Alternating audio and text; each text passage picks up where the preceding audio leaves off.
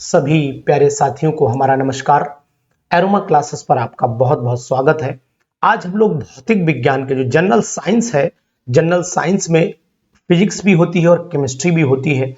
इस physics chemistry में हम आपके लिए कुछ महत्वपूर्ण क्वेश्चंस लेकर के आए हैं, चाहे वो आपके केमिस्ट्री के क्वेश्चंस हो और या फिर फिजिक्स के क्वेश्चन हो। बहुत ही इंपॉर्टेंट क्वेश्चन है, जनरल साइंस पर हम आपसे बात करने जा रहे हैं। तो जनरल साइंस के कुछ क्वेश्चंस हैं जो आपको बहुत महत्वपूर्ण लगेंगे और उम्मीद करते हैं कि आप इन क्वेश्चन का फायदा भी बिल्कुल 100% उठा पाएंगे। तो चलिए आज हम लोग आपसे बात कर लेते हैं इन क्वेश्चंस पर जो आपके टियर 1 में आ सकते हैं। साइंस, जनरल साइंस चूंकि जीके में ही काउंट की जाती है ये, तो किसी वस्तु पर लगने वाला बल। अब ये बताइए कि अगर मान लीजिए आपके पास में कोई चीज है और उस पर अगर आप फोर्स लगाते हैं तो फोर्स क्या कर देता है? फोर्स उसके वेलोसिटी में चेंज कर देता है, वेग में परिवर्तन कर देता है। यानी वस्तु पर लगने वाला बल जो होता है द्रव्यमान बदल देता है, ऐसा नहीं है। उसके आकार में परिवर्तन कर देता है, ऐसा नहीं है। उसकी चाल बदल देता है। तो चाल का मतलब हम लोग साइंस में जब चलते हैं तो यहां पर हम लोग वेलोसिटी यानी वेग से बात करते हैं, तो यहां वेग बदल जाता है। समझ रहे ना मेरी बात? बहुत ही important question, very very important question. अब चलिए दूसरे क्वेश्चन पर आ जाते हैं। दूसरा क्वेश्चन कह रहा है कि समान त्वरण से नीचे उतर रही लिफ्ट में, जो नीचे आ रही उसका जो आपका एक्सीलरेशन है वो बिल्कुल कांस्टेंट है, तो अगर व्यक्ति का भार क्या होगा? घट जाएगा। तो आपको सिंपल सी बात है कि अगर बराबर से चली तो आपको वेट जो है वो कम आता है, लेस हो जाता है, बढ़ता नहीं है, यानी वेट उसका घट जाता है। इस बात का आपको ध्यान देना पड़ेगा। समान त्रिज्या वाली मोटी छड़ के एक सिरे पर कुछ भार आप रख दीजिए तो ग्रेविटेशनल सेंटर कहां चला जाएगा? अब आपको पता है ग्रेविटेशन जो सेंटर ऑफ ग्रेविटी जिसे आप बोलते हो, सेंटर ऑफ ग्रेविटी जो है वो भार की ओर शिफ्ट हो जाता है। यानी भार की ओर यहां पर हम आंसर जब लगाएंगे तो भार की ओर हट जाएगा। ये हमें ऑप्शन यहां पर देना पड़ेगा। तो फिजिक्स के कुछ महत्वपूर्ण प्रश्न है जो मैं आपको दे रहा हूं यहां पर, करिए हमारे साथ में। स्प्रिंग खींचकर लंबा करना, ये किस चीज का एग्जाम्पल माना जाता है? पोटेंशियल एनर्जी का एग्जाम्पल माना जाता है। आप इन क्वेश्चंस को बड़ा उम्मीद के साथ में करेंगे तो ये बहुत ही अच्छे क्वेश्चन है, बहुत वेरी वेरी इंपॉर्टेंट क्वेश्चन है। इस बात का आपको ध्यान रखना चाहिए। तो यहां पोटेंशियल एनर्जी मैं आपको बताऊंगा, ये आपका स्थितिज ऊर्जा है। गतिज ऊर्जा, यांत्रिक ऊर्जा और परमाणु ऊर्जा में से आपको ऑप्शन जो है स्प्रिंग को खींचकर लंबा करना, this is the potential energy. ये बात आप ध्यान दीजिएगा। दो प्रोटॉनों के मध्य क्या होता है? रिपल्सन होता है। उनके बीच की दूरी कम की जाए तो स्थितिज ऊर्जा में यानी पोटेंशियल एनर्जी में क्या इफेक्ट पड़ेगा? तो यहां बात करने वाली बात यह है कि बहुत ही यानी कहने का तात्पर्य है कि मैं अगर आपसे थोड़ा सा भी हिंट लूं कि आप क्या जवाब लगाएंगे? कमी हो जाएगी, बढ़ेगी? तो प्रोटॉनों के मध्य अगर प्रतिकर्षण हो रहा है तो उनके बीच की दूरी तो एक्चुअल में कम की जाए ना, कम की जाए तो पोटेंशियल एनर्जी बढ़ जाएगी, यानी और पास आ गए ना, पोटेंशियल एनर्जी बढ़ जाएगी। तो स्थितिज ऊर्जा में आपको एक होती गतिज ऊर्जा और एक होती स्थितिज ऊर्जा। तो यहां पर पांचवें का जो जवाब है वो हम लगाएंगे कि बढ़ जाना चाहिए। दो प्रोटॉनों के मध्य प्रतिकर्षण बल होता है, यदि उनके बीच की दूरी कम की जाए तो स्थितिज ऊर्जा में बढ़ोतरी हो जाएगी। इस बात का ध्यान दीजिएगा। कुछ लोग इस पे कमी पर जाएंगे क्योंकि आपको पता है कि रिपल्सन है, इसलिए वो लोग कमी पर जाएंगे, लेकिन स्थितिज ऊर्जा जो है वो आपकी बढ़ जाएगी। ज्यादा एनर्जी चाहिए उसको वहां पर रोकने के लिए। This is the fact. निम्नलिखित में कौन सा असत्य कथन है? ऊर्जा नष्ट नहीं होती है। ये ऊर्जा नष्ट नहीं होती है, ये कथन आपका सत्य है। ठीक है। वस्तु में गतिज ऊर्जा गति के कारण, ये भी सत्य है। असत्य आपको ढूंढना है, तो इसका मतलब है ऊर्जा को स्थानांतरित नहीं, ये तो किया जा सकता है, तो यही आपका असत्य हो गया। नहीं किया जा सकता, ये रॉन्ग स्टेटमेंट है, आपको सत्य पर चलना पड़ेगा। बहुत ही अच्छा क्वेश्चन है। असत्य यही है कि ऊर्जा को स्थानांतरित, ये मतलब जो दिया है वो गलत दिया है, आपको स्थानांतरित कर सकते हैं। एमकेएस पद्धति में कार्य का जो मात्रक है वो क्या होता है? तो सातवें में आपको वर्क जो होता है वो न्यूटन में नहीं होता है, डायन में नहीं, वाट में, जूल में होता है। तो आप यहां पर जूल में ऑप्शन टिक कर लीजिए। बहुत ही अच्छा question, very very important. MKS में पद्धति में दाब का मात्रक क्या होगा? प्रेशर। प्रेशर तो प्रेशर इज इक्वल टू क्या होता है, आप जानते हैं कि प्रेशर जो होगा फोर्स अपॉन एरिया यानी कि न्यूटन मीटर स्क्वायर हो जाएगा। इसमें आंसर आ जाएगा newton metre, force upon area होता है ना, तो force is equal to pressure upon वही देखो आपको पता है F is equal to force is equal to pressure into area हो गया। तो pressure is equal to force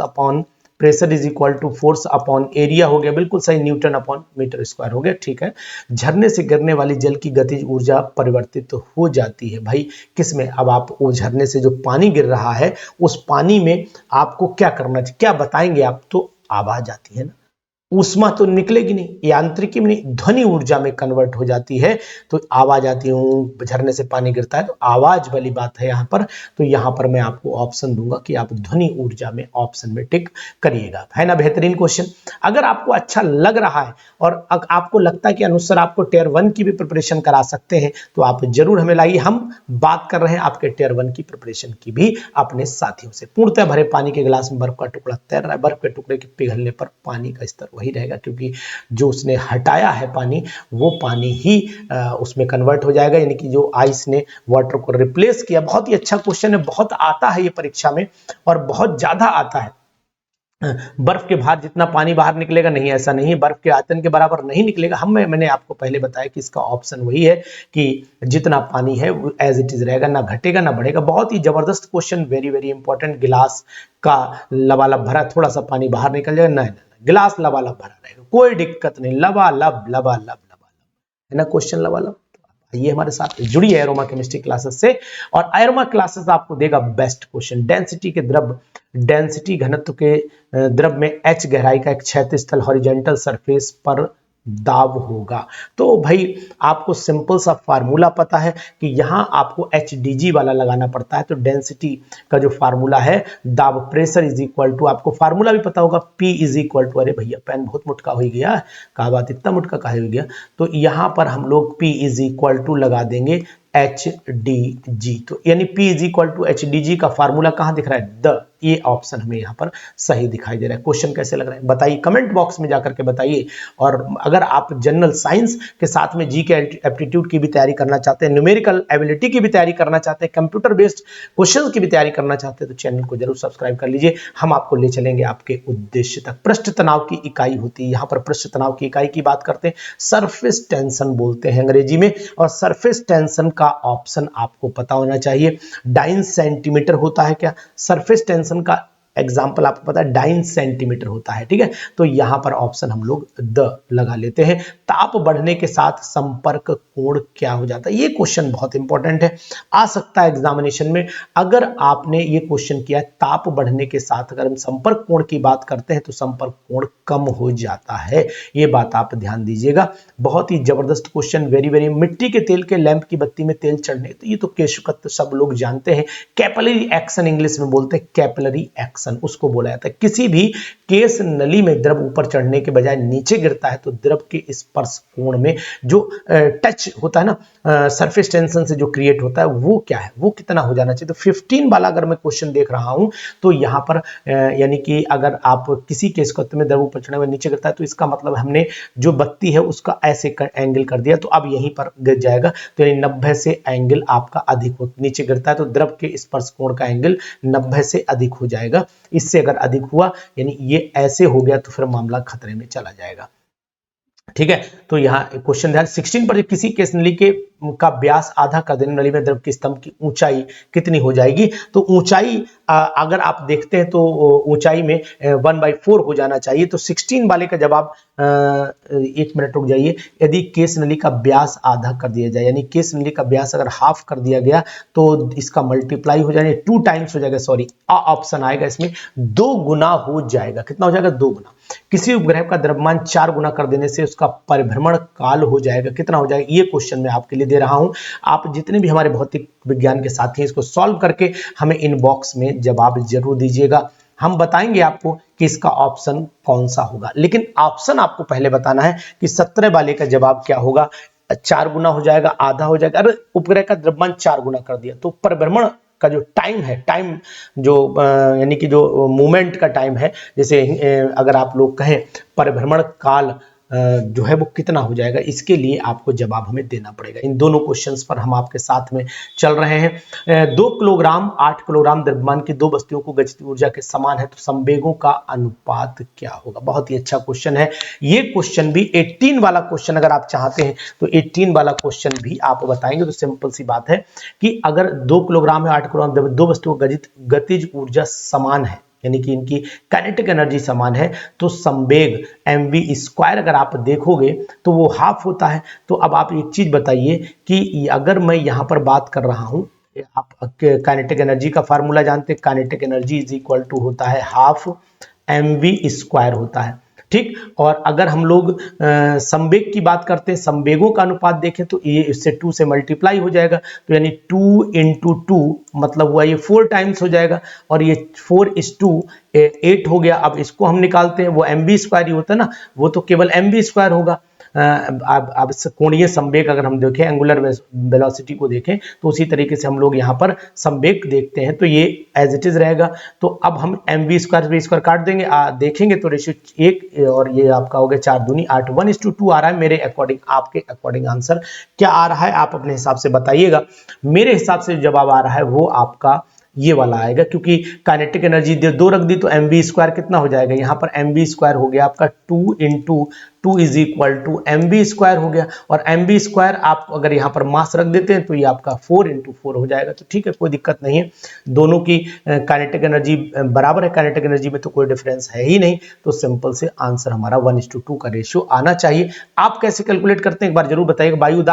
वायुदाब मापी को यदि पहाड़ पर ले जाया जाए तो भाई साहब सिंपल सी बात है कि अगर आप प्रेशर नापने की, भाई वायुदाब में क्या होता है, मरकरी होता है, और मरकरी, ये हम डिजिटल की बात यहां पर नहीं हो रही, मरकरी वाली बात हो रही, इस बात का ध्यान। तो पारे का तल ऊपर चढ़ा, प्रेशर कम हुआ ना, प्रेशर कम हुआ तो ऊपर जाने पर प्रेशर जो है घट जाएगा, और प्रेशर घटेगा तो पारा कहां जाएगा, ऊपर चला जाएगा। सिंपल सी बात है।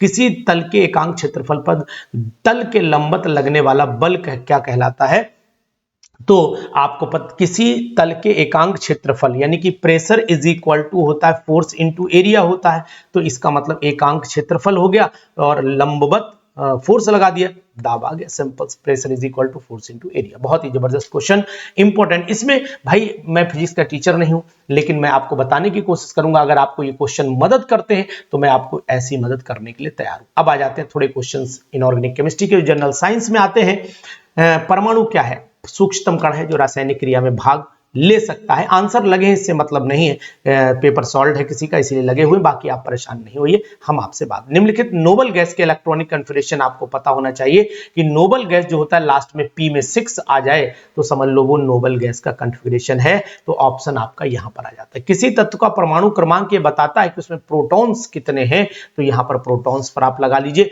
बहुत ही इंपॉर्टेंट, चुंबकीय quantum, magnetic quantum number, orbit नहीं, ऑर्बिटल की बात करिए, यहां पर ऑर्बिट की बात नहीं होगी, ऑर्बिटल्स का नंबर हमें क्लियर हो जाता है यहां पर।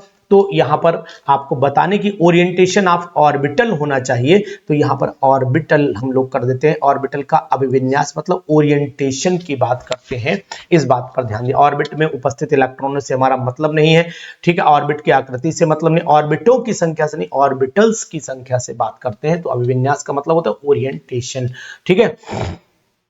यहां पर अगर मैं आपको कंफ्यूजन थोड़ा भी लग रहा है तो मैं आपको बताऊंगा कि अगर हमें ऑर्बिटल की संख्या दिया होता तो हम यहाँ पर ऑर्बिटल के नंबर पे भी हम चले जाते, तो 100 ऑप्शन के साथ भी चलते। यानी कि अगर ये लिखा होता ऑर्बिटल की संख्या, तो ऑर्बिटल की संख्या तो पता लग जाती है, बिल्कुल सत्य है। तो हम ऑप्शन अगर ये ऑर्बिटल कर दें तो फिर 100 ऑप्शन भी हमारा सही हो जाता है। प्रोटॉन के खोजकर्ता, आपको यहां पर वैसे तो आपको गोल्डस्टीन लगा होना चाहिए, लेकिन गोल्डस्टीन जब ऑप्शन में नहीं तब उस समय रदरफोर्ड ही होंगे। मैं फिर बोल रहा हूं, बहुत सारे साथी कहेंगे सर गोल्डस्टीन होता है, बिल्कुल 100% गोल्डस्टीन है, लेकिन गोल्डस्टीन साइंस, जनरल साइंस में अधिकतर लोग रदरफोर्ड पर ही टिक करते हैं। तो रदरफोर्ड एक्चुअल में प्रोटॉन का जो नाम है रदरफोर्ड ने रखा था, लेकिन गोल्डस्टीन ने डिस्कवरी में मदद की थी। तो फिलहाल आप यहां पर ऑप्शन नहीं, अदरवाइज में गोल्डस्टीन पर जाता, लेकिन जब ऑप्शन नहीं है तो फिर।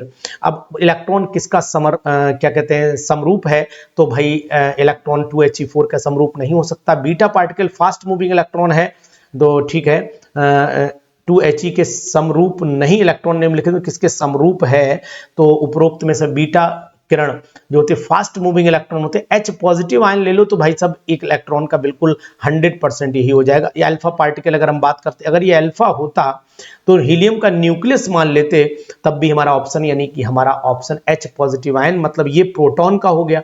तो अब ये ऑप्शन भी नहीं, H पॉजिटिव आयन मतलब क्या हो, इलेक्ट्रॉन निकल गया तो ये ऑप्शन भी चला गया, ये आपका प्रोटॉन हो गया, ये आपका हीलियम। तो बीटा पार्टिकल जो हमारा है फास्ट मूविंग इलेक्ट्रॉन जो मैंने बोला है, तो यही ऑप्शन हमारा सही होगा। अब आपके सामने आ जाता है कि प्रोटॉन का मास क्या होता है। जबरदस्त question, very very important question. Proton का मास आपका कितना होता है, तो यानी अगर मैं प्रोटॉन के मास की बात करता हूं यहां पर, तो ग्राम में है, तो अगर मान लीजिए 1.672 बिल्कुल राइट इंटू 10⁻⁻27 किलोग्राम होता है। ग्राम में 1000 से मल्टीप्लाई कर दो 24 हो जाना चाहिए, तो यहां पर ऑप्शन आपका आ जा रहा है। वेरी गुड, नाइस, बहुत सुंदर। आप अपने क्वेश्चंस को भी अपने मिलान के साथ में करते रहिए। हिंदी में थोड़ी सी मुझे तकलीफ जरूर होती है, लेकिन कोशिश। प्लैंक स्थिरांक की जो वैल्यू है वो क्या होनी चाहिए, तो यहां आपको बताने की कोशिश करूंगा कि 6.625 इंटू 10⁻27 प्लैंक स्थिरांक है। अर्ग सेकंड है, तो अर्ग में प्लैंक कांस्टेंट की वैल्यू तो फिर यही वाली है, बी वाला ऑप्शन आप लगा लीजिए। हाइड्रोजन के समस्थानिक 3 होते हैं, तीनों का नाम आपको पता होना चाहिए। 1H1 protium, 1H2 deuterium, 1H3 tritium होता है। जबरदस्त question, very very important. General science के क्वेश्चन है आपके सामने। कैथोड किरणें एक्चुअल में इलेक्ट्रॉन की डिस्कवरी में मदद करती हैं। सबसे अधिक वेदन क्षमता जो होती है वो गामा पार्टिकल की होती है, गामा रेस की होती है, और ये बात अल्फा पार्टिकल की फिर उसके बाद उसकी 10 टाइम्स होती है, और सबसे ज्यादा पेनिट्रेटिंग पावर गामा रेस की मानी जाती है। किसी नाभिक में अल्फा कण उत्सर्जित होने पर उसका परमाणु क्रमांक 2 यूनिट घट जाता है और मास नंबर 4 यूनिट घटता है, तो यहां पर 2 यूनिट घट जाता है। क्वेश्चन कैसे लग रहे हैं जरूर बताइए। आज मैं आपके सामने 40 क्वेश्चन का स्लॉट लेकर के आया हूं, और सिर्फ इसी उद्देश्य से लेकर के आया हूं कि अगर आपने ये वीडियो हमारी दोस्तों में शेयर कर दी और आपने इन क्वेश्चंस को करने की उम्मीद जताई और अपनी प्रिपरेशन टियर 1 के लिए हमसे रिक्वेस्ट डाली, तो हम आपके लिए कोशिश जरूर करेंगे। बम, परमाणु बम किस पर आधारित होता है, तो नाभिकीय विखंडन यानी कि फिजन पर आधारित होता है। बीटा कण निकाल दीजिए, 11-23 हो जाएगा, बढ़ जाएगा, 11-23 जो होता है बीटा 1 बढ़ जाता है तो 12-23 हो जाएगा, और 12-23 आपका मैग्नीशियम का बन जाता है। भाई सिंपल सी बात है कि 11 सोडियम 22 में से अगर आपने बीटा पार्टिकल निकाला तो यहां 12 और यहां पर मैग्नीशियम, और यहां 23 हो जाएगा, 22 ही रहेगा क्योंकि इसमें कोई चेंज नहीं आता है, तो सॉरी वहां पर 22 ही रहेगा, तो मैग्नीशियम का हो जाएगा। रेडियो एक्टिव विघटन का सिद्धांत ऑटो हॉर्न ने सोडी फजान रदर किसने बताया था, तो इस क्वेश्चन में देखो थॉमसन रेडियो एक्टिव के विघटन का जो सिद्धांत है वो किसने दिया, सोडी और रदरफोर्ड ने दिया था क्या। तो सोडी फजान रसल ग्रुप डिस्प्लेसमेंट ही इस बात को एक्सप्लेन करता है। ऑटो हॉर्न ने तो बम की बात की थी, हॉर्न और रदरफोर्ड ने भी जो है वो एक्सप्लेनेशन दिया था, लेकिन सोडी ने इसमें बहुत ज्यादा परफॉर्मेंस दी, तो यहां पर मैं सोडी और रदरफोर्ड के साथ में चल लेता हूं। तो बहुत ही सुपर क्वेश्चंस आपको लग रहे होंगे, आप बताइएगा इस पर। अगर आपको लगता है कि हॉर्न और रदरफोर्ड एग्जाम्पल हो सकता है, तो हॉर्न रदरफोर्ड पर भी आपके इस क्वेश्चन की विचार पर रखा जाएगा, लेकिन मैं चाहता हूं कि आप जो है इन क्वेश्चंस को जरूर करें। उम्मीद जरूर है आपकी कि ये क्वेश्चन बहुत आपको अच्छे लग रहे होंगे, उम्मीद से अच्छे लग रहे होंगे, क्योंकि ये क्वेश्चन मैंने आपके लिए ही सेलेक्ट किए हैं, और ये क्वेश्चन आपको एग्जामिनेशन पॉइंटेड ओरिएंटेड क्वेश्चंस हैं। तो मैं उम्मीद करता हूं कि आप इन क्वेश्चंस का फायदा जरूर उठा पाएंगे अपने एग्जामिनेशन में। तो ऐसे क्वेश्चंस अगर आपको चाहिए है और जनरल साइंस की तैयारी आपको करनी है, हमारे साथ करनी है, तो मैं उम्मीद करता हूं कि आप इन क्वेश्चंस के साथ में अगर बने रहेंगे तो मैं आपको ये क्वेश्चन करा दूंगा। कृत्रिम रेडियो एक्टिविटी, बहुत ही जबरदस्त क्वेश्चन है 16 वाला। कृत्रिम रेडियो एक्टिविटी, आयरी जूलियट दोनों इसमें इन्वॉल्व हैं, तो फिलहाल मैं इसमें ऑप्शन जो दूंगा वो आयरी क्यूरी और एफ जूलियट को दूंगा। ये केमिस्ट्री के रेडियो एक्टिविटी चैप्टर में क्लियर दिया हुआ है। और अगर आपने पुरातात्विक जो यानी कि अगर आर्कियोलॉजिकल की बात करते हैं, तो आर्कियोलॉजिकल में जो डिस्कवरी है वो कार्बन 14 पर जाती है, तो कार्बन 14 पर टिक कर लीजिए। रेडियो एक्टिव डिसइंटीग्रेशन एक नाभिकीय परिवर्तन माना जाता है, तो यहां पर मैं नाभिकीय परिवर्तन के साथ में चला जाऊंगा। और किसी नाभिक में गामा रेज निकलती तो परमाणु संख्या और परमाणु भार पर कोई फर्क नहीं पड़ता है। ऑप्शन नंबर डी पे चला जाऊंगा। निम्नलिखित में से अल्फा बीटा संख्याएं हैं और आपको निकालना है। तो मैं आपको यहाँ मंत्र मैंने बताया था, अपने साथियों सभी साथियों को ये मंत्र बताया था कि भाई कैसे निकालोगे। एक अल्फा निकालने के लिए आपको क्या करना पड़ेगा, इसके मास नंबर में डिफरेंस यानी कि 226 में से आपने 213 घटा देना है। तो यहाँ पर 6 में से 3 गया, 3 बचा, यहाँ 1 13 बचा। तो निम्नलिखित नाभ की क्या कह रहा है, ये अल्फा बीटा कणों की संख्या आपको निकालनी। ओहो, पहले अल्फा निकाल लेते हैं।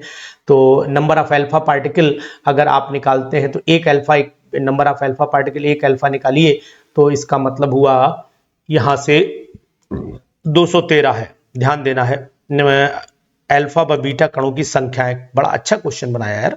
तो यहां पर अगर मैं अल्फा निकालूंगा तो 2, इसका मतलब अगर मैं 2 अल्फा निकाल देता हूं, 4 घटा देता हूं, तो जब 4 मैंने घटा दिया तो 86 हो जाएगा ना। तो 4 अल्फा निकाल लो, 4 दूनी 8 और एक बीटा निकाल दूं, ठीक है। तो अगर मैं 4 अल्फा निकालता हूं, मैं आपको दिखा रहा हूं, 4 अल्फा निकाला तो 90, अरे अगर 4 अल्फा निकाला तो 90 माइनस यहाँ 4 दूनी 8, इसमें से घटा देता हूं तो ये आपका 82 हो गया, 82, और एक बीटा निकाल दिया तो ये 83 हो जाएगा, ठीक है। तो 83 हमें अभी तक 4 अल्फा मिल गए। बीटा अगर मैंने निकालता हूं, बीटा 1 निकाला तो यहाँ पर एक बीटा निकालने से आपके जब 4 अल्फा निकाले तो यहाँ पर आपके 4 अल्फा निकालने, 4 दूनी 8, 4 अट्ठे 32, यानी कि 226 में से पहले मैं 32 माइनस कर देता हूं और यानी कि यहाँ पर बचा आपका 6 में से 2 गया, 4 बचा, और यहाँ पर 12 में से 226 है ना, 226 में से मैं 4 की कमी आती है ना, तो अगर 4 की कमी आती है, थोड़ा सा डिस्प्यूट कर रहा है क्वेश्चन, अगर मैं थोड़ी इसमें बुद्धि ये लगाता हूं कि आखिरकार कौन सा आंसर इस पर होना चाहिए।